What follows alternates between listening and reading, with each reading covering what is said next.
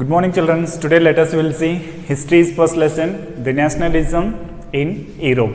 So before going to start this lesson, dear children, please try to understand what is nationalism. If you understand the definition of the nationalism, it will help to understand the entire lesson, right? So now let us begin with the introduction of this lesson. So we'll start with the nationalism. What is nationalism? So the simple definition is patriotism. So you might have know more about the patriotism. Okay, so we are childhood onwards we are hearing this word. Okay, we know the patriotism, right? The simple definition or the simple meaning of the nationalism is patriotism. So now let us will see what is nationalism.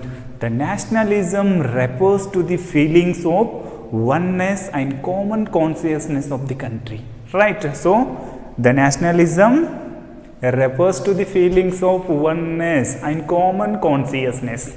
Okay, common consciousness of the country. So where the peoples are living together in a geographical area, in that geographical area the peoples are speaking different languages, the peoples are belongs to the different ethnic groups, but they all are in one. They are considering they all are one. For example, India. So we have 29 states, 7 union territories. In these states and union territories, the different category peoples are living. The peoples are belongs to the different ethnic groups, but they love their country. Right, they care their country, and this is we are considering as a nationalism. The people are showing their love towards the nation is known as nationalism. So now let us come to the point. How did the nationalism came to Europe? How did the nationalism emerged as a force of the Europe, and how did the nationalism was given awareness amongst the European peoples? About this now we will discuss in this class, right? So this lesson will begin with the Frederick Soros vision of the world. Now dear children, please look at your textbook. So in your textbook on first page they given one picture. Just to look at that picture and go through that. So now we'll discuss about the Frederick Soros vision of the world. If you understand the Frederick Soros vision of the world, it will help to understand the remaining concept of this lesson, right? So now we'll see in the year 1848, okay, 1848, a Frederick Soros, a French artist who prepared a 4 series of the prints. Okay, how many series? 4 series. 4 series. In which year? 1848. Okay, in 1848, a French artist, Frederick Soros, prepared a 4 series of prints which were visualizing his dream of the world, which was made up with the democratic and social republic. See the concept, democratic and social republic. This concept was given by the French artist during the French Revolution. So you might have know about the French Revolution in the last year, because in detail we discussed about the French Revolution in the 9th standard. Just dear children, just you would recall the French Revolution. How did the French artists were influenced on the peoples to start the French Revolution? Okay, French Revolution, just once we imagine about that lesson, so that will help to us to understand the lesson. Okay, so in the year 1848, the Frederick Soros, who prepared a 4 series of the prints which were visualizing his dream of the world, which was made up with the democratic and social republic. Okay, social republic. Dear children, just once you would recall the French Revolution, right? French Revolution. So in French Revolution, the French artists always they were personified liberty as a female figure. Okay, female figure. See, the French artists always the French artists were personified liberty as a female figure. That we can recognize it in your textbook. Just once you look at that picture, you only or you can only recognize it. How did the French artist were personified liberty as a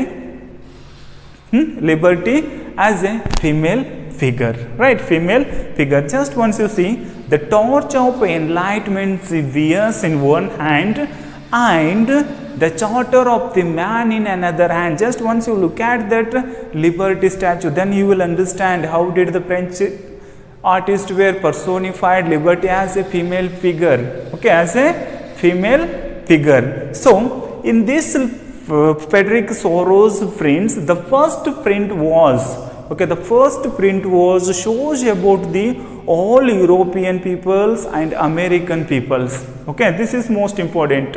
So the first print was shows about the American peoples and European peoples, all category people, like all men and women and all the different social class people.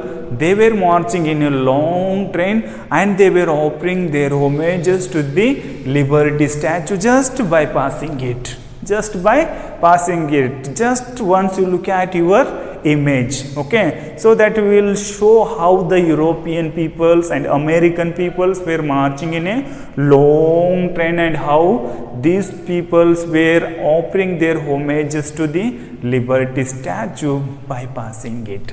That you can recognize it in the picture, how the Europe people and the American people giving homages to the liberty statue.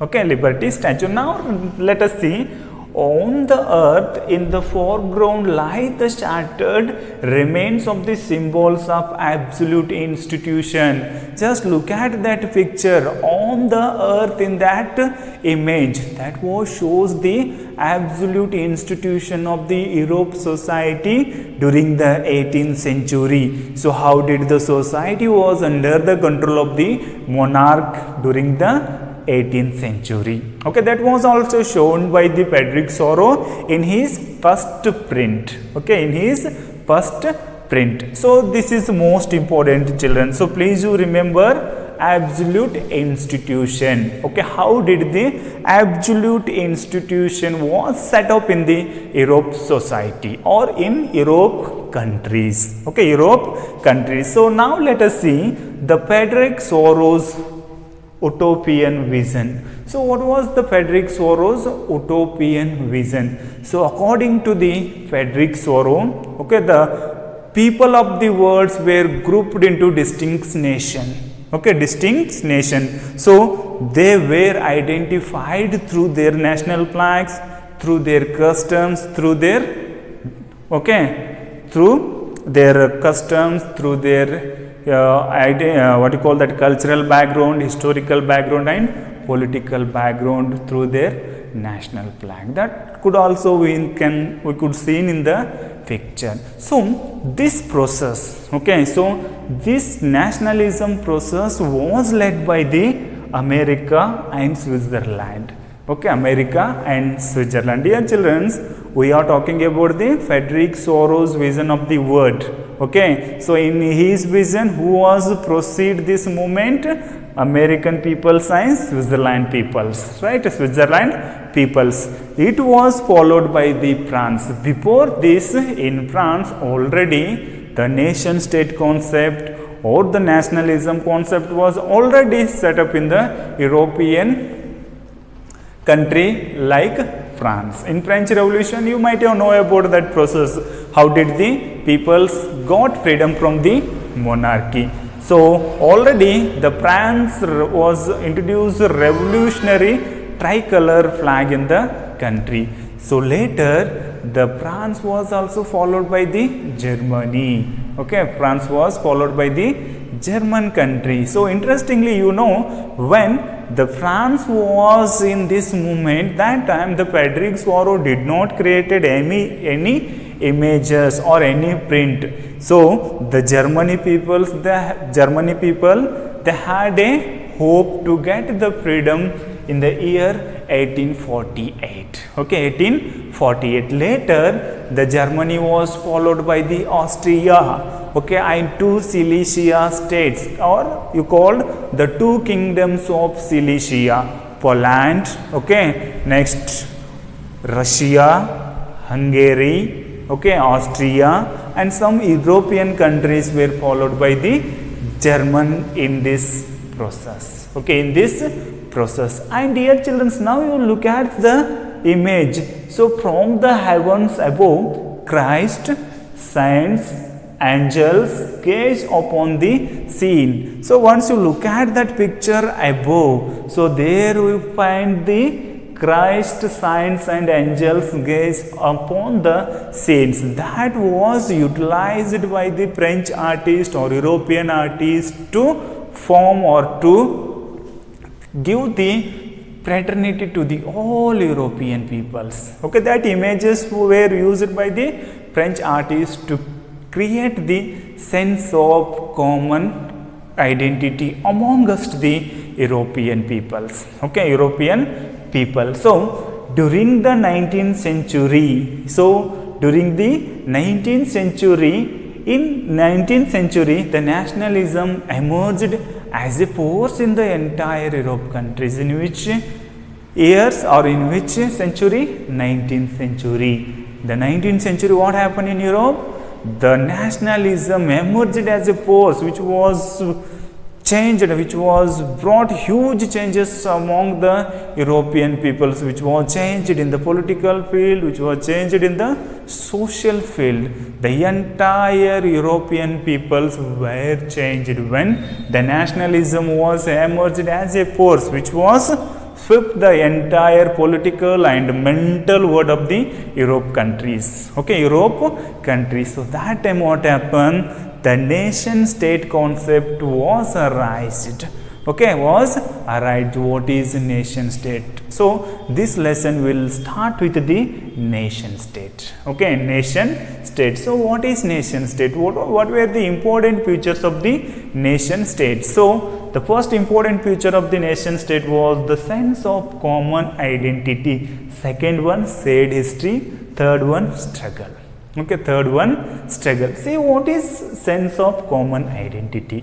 Sense of common identity. For example, so we are Indians. Okay, so we have one common identity. Okay, common identity. What is that common identity? So Indians. We have separate national flag. We have national anthem. Okay, we have national anthem and shared history. See, the Karnataka peoples also had same history, and Tamil Nadu peoples also had same history. So the shared history and struggle. See, our ancestors also struggled to get the freedom, and others parent or the others ancestor also struggled to get the freedom. So we had a common identity. Okay, common identity. On these three features, easily you can understand the nation state concept. For example, you see, a nation state is one in which the majority of its citizens and rulers come to develop a common sense. Okay, the common sense of identity. Okay, common sense of identity is known as the nation state. Which were the common identity? You know this.